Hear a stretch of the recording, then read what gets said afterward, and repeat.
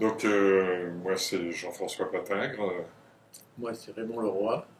Donc, nous sommes membres des Amis des Abeilles du Val d'Oise, AVO en résumé, qui est une association qui est née en 1980. Donc, la AVO a actuellement aux environs 250 adhérents.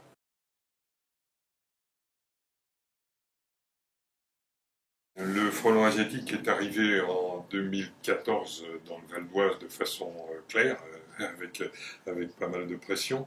Effectivement, au début, on avait quelques centaines de nids détruits par an sur le département. Et puis après, c'est monté en pression assez vite. On s'est un peu affolé en se disant que ça allait monter à des dimensionnements importants. Mais depuis 2-3 ans, ça plafonne aux environs de 3000 nids par an détruits.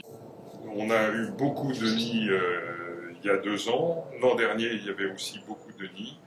Cette année, la pression semble plus faible. Il y a un petit peu moins de pression, en tout cas du côté du Val d'Oise.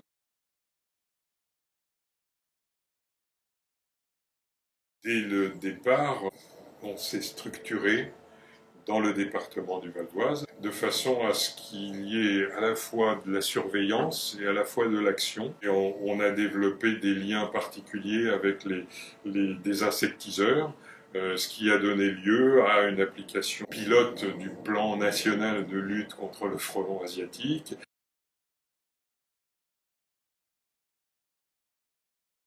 Ce qui est le problème principal, c'est que lorsque le frelon est à une distance de 15-20 cm de la ruche, la vibration liée au frelon déclenche du stress. Le maximum de frelons arrive lorsque les abeilles sont en train d'élever les abeilles d'hiver. Donc, si elles ne vont plus travailler à cette époque-là, il n'y a plus suffisamment d'élevage d'abeilles d'hiver et on a une pression sur la colonie qui fait qu'elle va être faible en quantité d'abeilles d'hiver, en quantité de réserve pour l'hiver, et la colonie ne va pas mourir tout de suite parce que les frelons sont venus en masse. La colonie, elle passera pas l'hiver parce qu'elle est trop faible.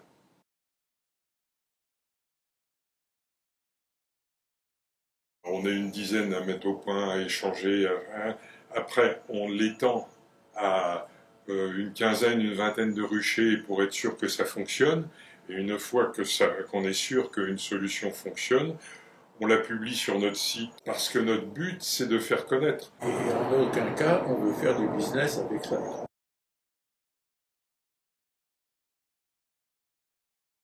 On a mis quelques années à comprendre que notre rôle, c'était de rassurer les abeilles. Et donc, on n'en est pas à empêcher la prédation, mais on en est à rassurer les abeilles. Tous nos développements sont venus pour ça. Et tout ce qu'on peut trouver maintenant, c'est éviter le stress et que la colonie continue à travailler normalement sans avoir peur vraiment du frelon.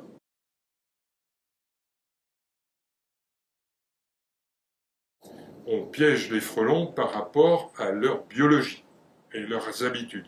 On piège les fondatrices au mois de mai, enfin fin avril, mai. Pendant 8 semaines. Voilà. Et après, on a à peu près la paix. On cherche les nids primaires à droite à gauche, on détruit tout ce qu'on peut, et après, on peut travailler avec nos abeilles jusqu'à la période qu'on arrive là maintenant, c'est-à-dire début septembre. À partir de mi-juillet, on commence à voir une fréquentation des frelons dans les ruchers. Mais c'est épisodique. Et donc à partir de la fin juillet, dans les zones exposées, plutôt en août, voire début septembre, là la fréquentation devient importante et on a une présence continue de frelons dans les ruchers. Donc c'est le bon moment d'équiper et de protéger nos colonies.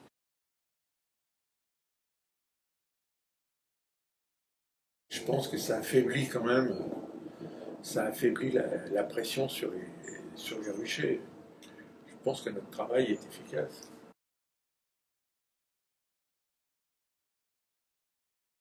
Ce premier piège est l'exemple type. Et c'est les dimensions du piège que l'on a construit en ombre. La grille étant en PLA, donc imprimé en 3D, les plans sont bien sûr sur nos sites.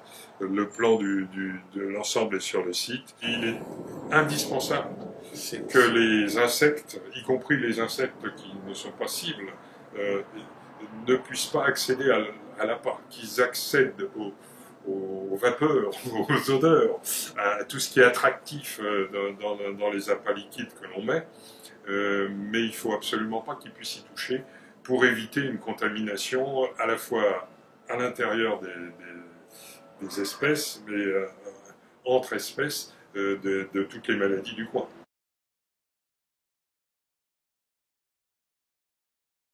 Il y a un certain nombre de possibilités pour les petits insectes de ressortir si jamais ils sont rentrés, puisque dans ce piège-là, nous limitons à 8,5 mm le diamètre d'entrée, ce qui fait que le frelon européen ne peut pas rentrer, mais nos abeilles ou des guêpes peuvent passer et ressortir, ainsi que beaucoup de diptères.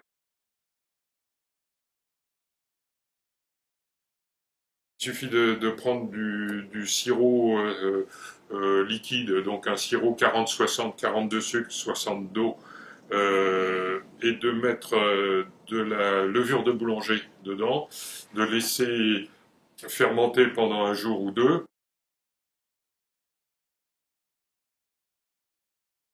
La muselière, c'est en gros une boîte, il n'y a rien dessus, qui vient au contact du plateau en dessous, qui vient au contact de la face avant de la ruche là. Le principe est que le frelon ne va pas rentrer dans une zone sombre. Donc si on équipe cette boîte de tubes de ce type-là, le frelon ne va pas y aller. Donc s'il n'y va pas, il faut permettre aux abeilles de circuler correctement. Donc nous mettons généralement deux tubes, un orienté vers le ciel et un horizontal.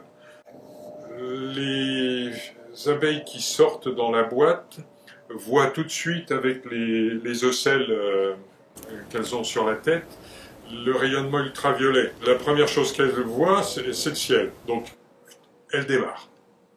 Donc elles sortent de ces tubes à grande vitesse. S'il y a un frelon qui les attend, il n'arrive pas à les attraper. Quand elles reviennent, elles savent que chez elles, c'est tout noir. Ça leur fait absolument pas peur de rentrer dans un tube. Donc, quelques-unes vont rentrer par où elles sont sorties, mais la plupart vont rentrer à grande vitesse dans un tube.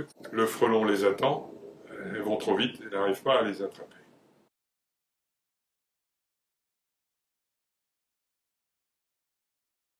Ça perturbe peu le trafic des abeilles. On s'adapte à leur méthode de trafic.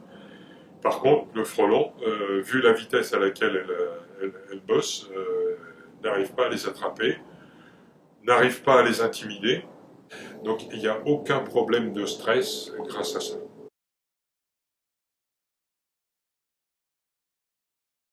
À partir du mois de fin septembre, début octobre, le frelon devient un peu intrusif.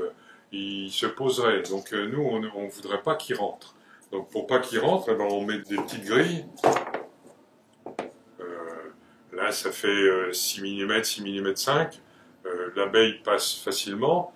Elle passe même avec des déjections, des morceaux d'ailes, des vieilles abeilles ou des choses comme ça.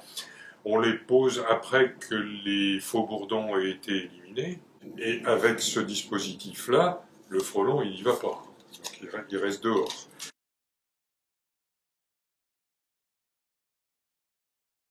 On a fait toute une génération de muselières avec des grillages 5-5. On a des vidéos. Le frelon, il avait qu'à servir. Mais nos abeilles, on les embêtait énormément. Ouais. Et puis quand elles rentraient, il fallait le temps qu'elles... Donc le frelon, il venait, il prenait, il s'en allait. Donc on a essayé des muselières à grille de ventilation. L'intérêt de la grille de ventilation, c'est que ça fait une petite lame. Et on s'est dit, une petite lame, les abeilles elles vont en profiter comme rampe de lancement ou comme piste d'atterrissage. Et donc on a essayé ça avec les lames vers le bas, vers le haut, dimension, etc. Donc le frelon, il arrivait toujours de la même façon et les abeilles étaient stressées de la même façon. Donc il en prenait moins, mais le stress était là. Donc, après, on a fait les muselières à latte. les muselières à latte. Donc ça, c'était pas si mal que ça. Donc on a pris des lames de volet qu'on montait sur articulation à chaque bout et qu'on inclinait de façon à ce qu'entre chaque, il y ait 6 mm. Donc ça faisait toute la largeur de la ruche. Les abeilles arrivaient se poser sur n'importe quelle lame et hop, elles rentraient plus ou moins vite. Au décollage, elles décollaient très bien. Donc là, le frelon ne pouvait pas les avoir au décollage. Mais elles hésitent à rentrer, elles se posent d'abord, et là, il y avait de la prédation. Et quand il y a de la prédation très proche de la ruche, ça développe quand même pas mal de stress.